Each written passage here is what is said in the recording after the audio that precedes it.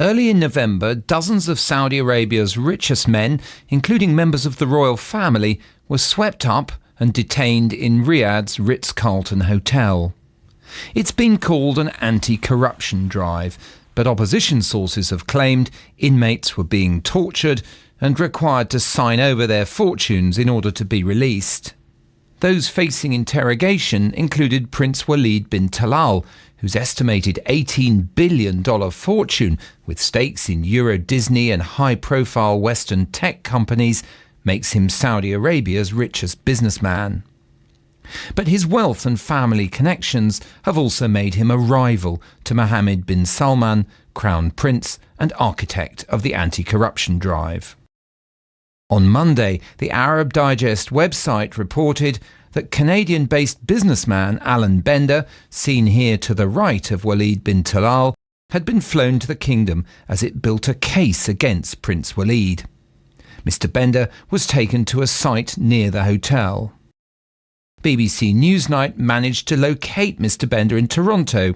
He was able to confirm his trip to Riyadh in December and that he'd spoken via video conference while there with the detained prince. He was brought in through the teleconference and was sat down. We were looking at each other face to face. Did he look as if he was in some way being ill-treated, or was he just shocked to see you? How would you describe his appearance? I would say he looked. He didn't look comfortable. He wasn't. He was unshaven. He didn't look in his best condition at all. He looked tired. A lot of twitching during the conversation while I was reading the script out to him. The Saudi authorities had prepared a script of allegations for Mr. Bender to read out to Walid bin Talal via video teleconference link. I would say my presence was to be used as probably evidence of details that they needed to confront him, because I'm probably the only person who was involved in personal and direct negotiations with him related to a very personal matter.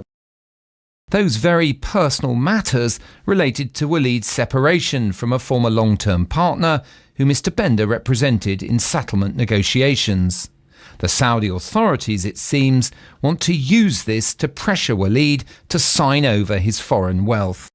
These two know each other very well, and the Saudis flew in Alan Bender and other old business adversaries of Walid to try and put pressure on him, to try and crack him and make him do what Mohammed bin Salman wants, which is hand over all his foreign assets and make videotaped confessions admitting to all his guilt and swearing allegiance. The Saudis have announced that the Ritz-Carlton will soon revert to its normal role as a hotel. But there's evidence that some key detainees, including Prince Walid, had been transferred to detention elsewhere, even in December. It looked more like, I would say, a detention room or something related to a jail cell. Even the sounds of the doors sliding back and forth. It didn't look or sound like he was at the Ritz-Carlton. Alan Bender's account is a singular one, and the Saudi authorities have not yet responded to our request for comment. But it gives a good idea of the lengths the kingdom's rulers are willing to go to humble a prince who was their most successful businessman. Mark Urban, BBC News.